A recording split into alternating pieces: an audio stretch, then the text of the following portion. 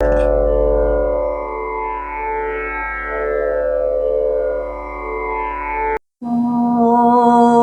श्री परमात्मने नमः। अथ श्रीमद्भगवद्गीता अथ दशमोऽध्यायः। This is the 10th discourse of Bhagavan Krishna. This is the 10th chapter in Bhagavad Gita. This chapter is very important in Bhagavad Gita because it explains the Tattva, the Brahma Tattva in detail. This chapter has 42 shlokas, and in this chapter, Bhagavan Krishna explains very well about the deep concepts of Advaita philosophy. The name of this chapter is Vibhuti Yoga. Vibhuti means the glory, the power, the pervasiveness, the lordliness of Bhagavan Krishna. So this chapter explains about the lordliness, the all-pervasiveness, the glories and the powers of Bhagavan Krishna. The Brahma Tattva is explained in chapter 2 of Bhagavad Gita in the detail. That is, Bhagavan Krishna explains about the Atma in detail in chapter 2. There in the chapter 2 in Slokas 17, Bhagavan Krishna said that this Atma is indestructible and it is all pervasive. It is everywhere, it is pervaded by this Atma. This Jagat is pervaded by this Atma. Again, in chapter 7, Bhagavan Krishna said that all the beings in this creation are stung towards him, just like how the beads in the mala are connected together. In chapter 9, Bhagavan Krishna said in the beginning shlokas, in shloka 4 and 5, Bhagavan Krishna said, I pervade everywhere, and all the beings dwell in me.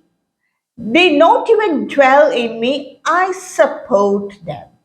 All the beings are attached to Maya, and I support Maya. So like this, he explained about the core concepts of Advaita philosophy in these chapters. And in between also, he has explained one or two shlokas about this concept. In this chapter, Vibhuti Yoga, Bhagavan Krishna explains in detail about this concept with examples from the Jagat, from the material world. Only then we can understand it in detail. So this chapter, Bhagavan Krishna completely dedicates about explanation of that core concept which is said in the previous chapters in detail with examples taken from this material world.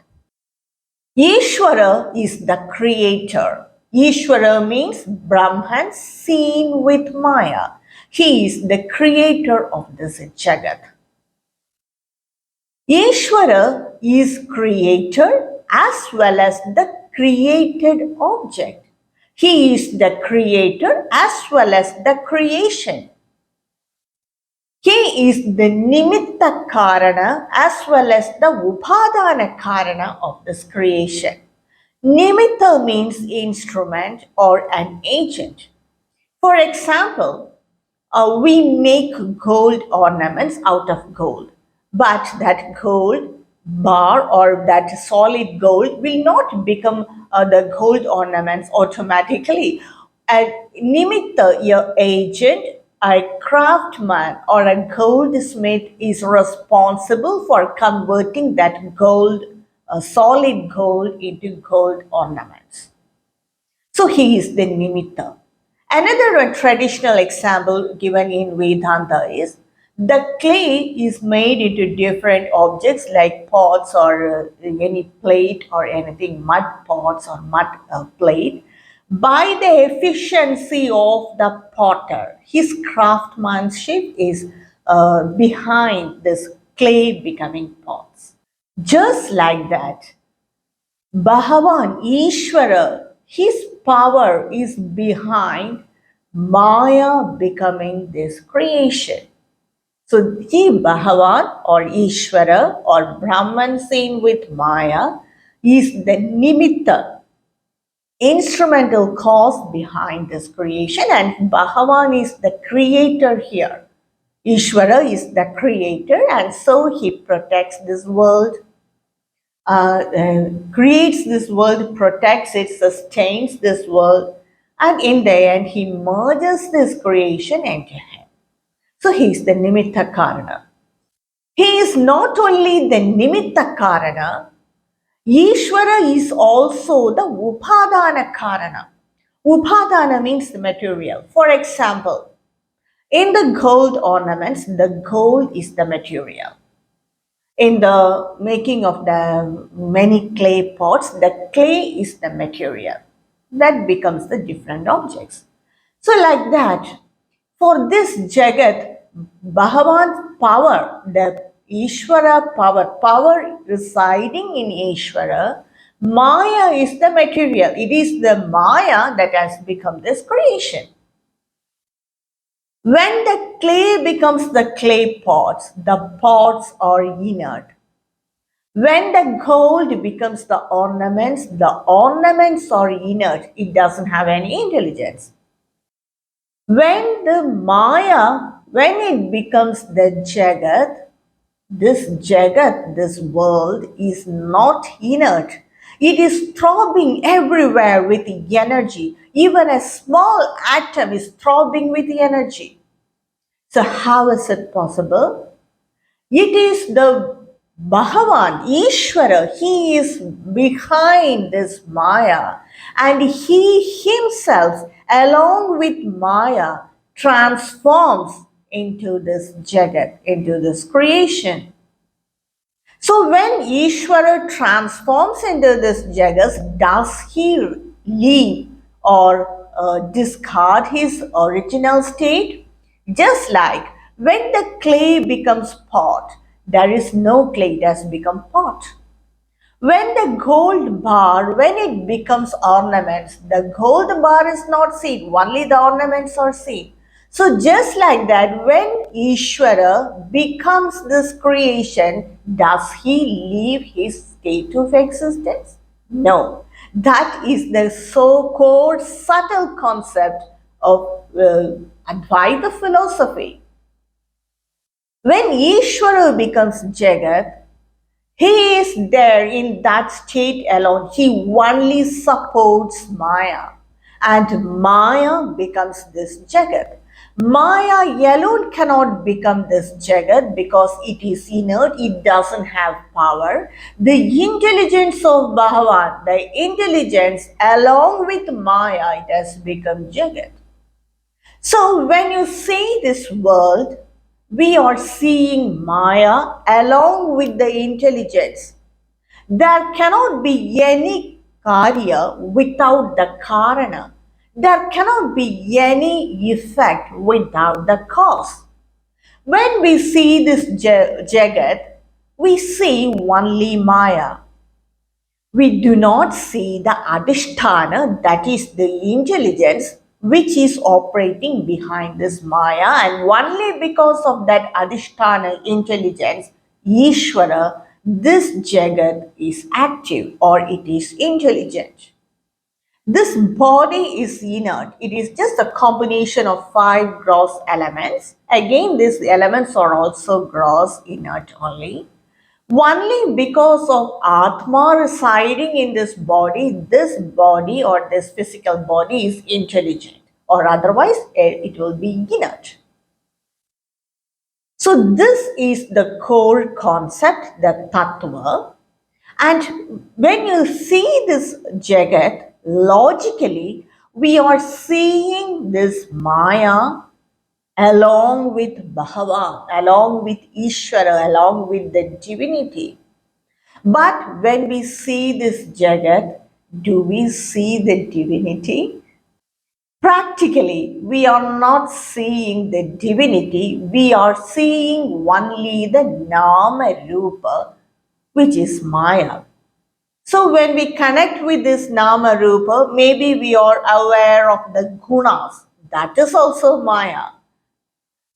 But we are not seeing the divinity behind this creation. That concept of divinity, that Adhisthana Tattva, is erased from our buddhi.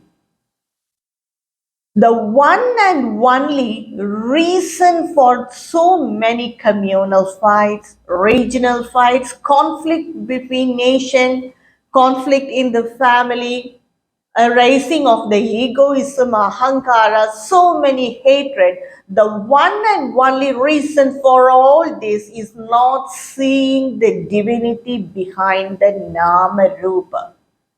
We see only the Nama Rupa and forget the reality, that is the core essence, which is the divinity, Ishvara.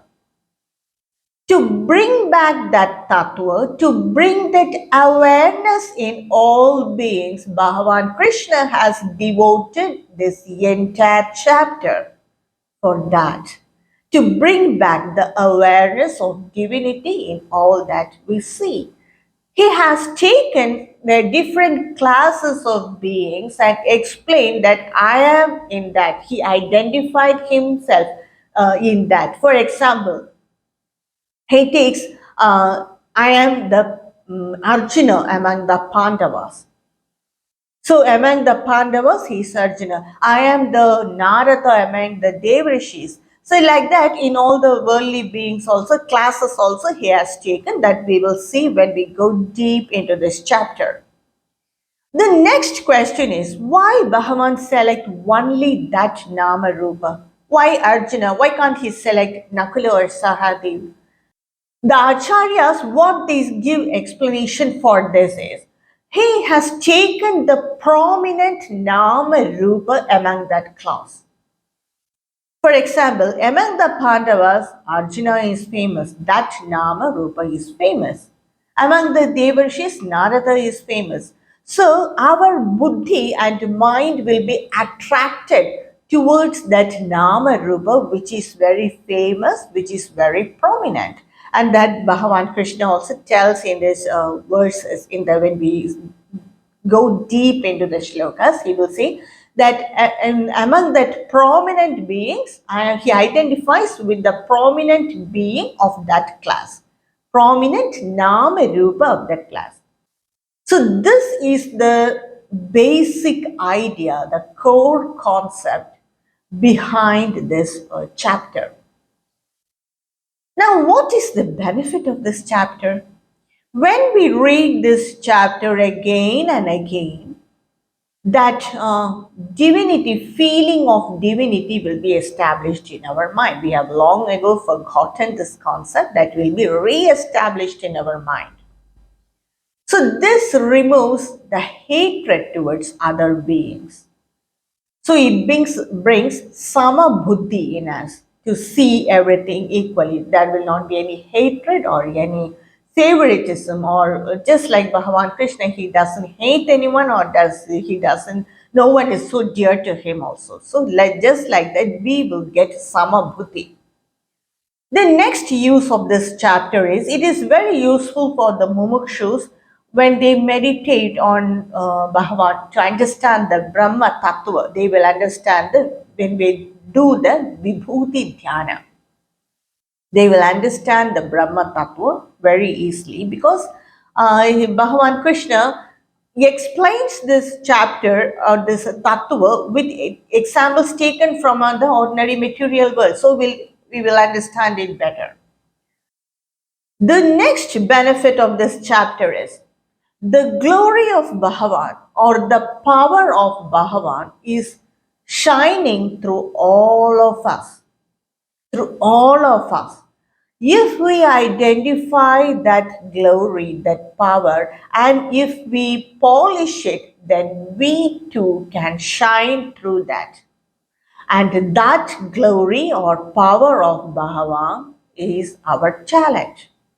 When a person has a particular talent, he feels so proud of it, and he underestimates the other person, and he feels something that he is great, like that. So all this misunderstandings is very easy or common in this world. Actually, it is the power of Bhagavan which is shining through that person. Every being in this creation definitely will have a power or a glory of Bhagavan, but we have to polish it. When we understand this concept deeply, we will not be so proud of our own talent. We will understand that it is the glory of Bhagavan shining through me. Like this, other person will may also may have, but he is not using it. That's all. It also erases the feeling of jealousy, which is a very important point in creating hatred towards other person. Showing hatred towards or feeling hatred towards other person is one of the main concept, is one of the main point is the jealousiness. It also removes the jealousiness because we will know that like the other person, we may also have that talent, but we have not polished it. He has used it rather. So it is the glory of Bhagavan shining through each and every object in this world.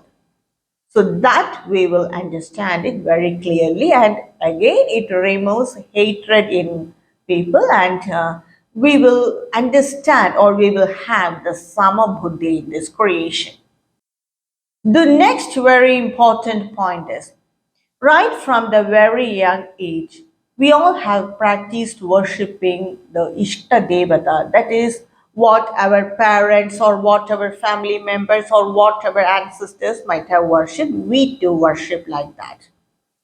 So when we grow up, we think that our Ishta Devata is so dear to us and all the other deities are not so dear and not so important. But when we understand this chapter deeply, when this concept of this chapter is established in our mind, that our mind expands. Slowly, we will begin to accept the other forms of deities, and our mind expands in a great level. So, that is another use of this chapter by reading this chapter repeatedly. And finally, the very important and very prominent use of this chapter is it explains the Advaita Tattva, that is unity in diversity. If we read only the concepts and the tattvas, we may not be very clear about this concept. But when we understand it with examples that too taken from the material world, this concept will be well established in our mind and we will understand the Advaita philosophy easily. So that's why it is very useful for the mumukshus to meditate on this Brahma Tattva. So these are some of the benefits of this chapter, and Bhagavan Krishna has explained very well about this chapter. And the follow-up of this 10th chapter is the Vishwarupa Darshana, which Arjuna saw with his eyes. And that is somewhat a gross form of all these concepts said in this chapter. So when that chapter comes, we will see in that in more detail. So, with this basic introduction, I would like to share with you the meaning of the shlokas of this chapter. So, with the blessings of Bhagavan Krishna, let us begin this chapter. अथ दशमोऽध्यायः विभूतियोगः श्रीभगवानुवाच भूय एव महाबाहो शृणु मे परमं वचः येत्तेऽहं प्रीयमाणाय वक्ष्यामि हितकाम्यया. Bhuya, it means again. So again, I am telling this concept Arjuna Mahabaho because he has already explained this concept in chapter 7, 9 and chapter 2 also. So again, Shruno me paramam vachaha. Hear my great words, supreme words, Arjuna. Mahabaho is Arjuna. Hear my supreme words, Arjuna. Yeteham priyamanaya. You are very dear to me. Again, is Bhagavan Krishna telling Arjuna that he is so dear to me and I do not like all the others? No. Because in the last chapter only, Bhagavan Krishna very clearly said that no one is dear to me and I do not hate anyone also. When we turn our mind towards Bhagavan, then we will understand what all he says. If we turn our mind towards the world, we will miss what Bhagavan Krishna says. But when we turn our mind towards the Jagat alone, then we will miss what all he says. So Arjuna, Sri Arjuna has that mentality to accept what all Bhagavan Krishna says. So he is telling, you are so dear to me, Arjuna. And Vakshyami Hidakamyaya. I am telling this because for your welfare. For your welfare, I am telling this, Arjuna, hear it. And in the next shloka, that is in the second shloka, Bhagavan Krishna says, Name vidu suraganaha prabhavam namaharshayah ahamadirhi devanam maharshinam cha sarvasah. Name vidu, that is, they do not know me. Who? Suragana, the host of gods or the Indra or all the other gods, they do not know me. Or not even the Maharshaya, not even the Rishis, they know me. Know what? Prabham, they do not know my origin. Why? Ahamadirhi, Adirhi Devana Maharshinam cha Sarvachaha. I am the source of all the devas and the rishis. So they do not know me. When something happens after we were born, then we will be aware of it. But when something has happened before we were born, when that is the source of us, we will not understand it, isn't it? Just like that, all the gods and the rishis, they came from me only. I am the source of all of them. So they do not know my origin. They do not know me in essence. All the gods and the sages, they do not know my origin. I am the source of all the gods and all the sages. So that Bhagavan Krishna is saying in this shloka. In the next shloka, that is in shloka 3, Bhagavan Krishna says, Yo mamajamanadincha vetti lokamaheshwaram asammudha samartyeshu sarvapabai pramuchyate. Ajam, I am unborn. Anadhim, that is, I do not have a beginning. I am beginningless. I am anadhim. Because I have no beginning, I have no end also. Veti Loka Maheshwaram, that is, I am the Lord of this creation also. That is, He is the creator. He is the creator. Doesn't have any beginning and He is not born. Asammudaha sadmatyeshu salvabhavai pramuchyate. A person who know me like this, that is, I am unborn, I am beginningless, I am the Lord of this creation, of this Jagat. If a person know me thus, then he is not deluded by any means, and he will be removed from all the papas and he will be liberated. And he will be liberated from all the papas. He will not have any papa after that. Even otherwise, when we have papa, when we find it so difficult to bear the effect of the papa, we do praya chitta karmas. So immediately that effect of the karma will be removed. That's for sure. But the latent impressions of the karma will be there only. That impressions will instigate us to do similar karmas again and again. But when we have jnana, when we understand about Bhagavan Krishna, when we understand this Brahma Tattva, and when we realize that I am infinite and I am all pervading, when we have that knowledge, then the impressions along with the mind will be detached from us. So, no more that even the latent impressions of the karmas will affect us because this jiva is liberated now. It has understood that it is infinite. They will be removed from all sins. So, these are the words of Bhagavan Krishna in the chapter 10. And now I take a break and continue with the rest of the shlokas of this chapter in my next video.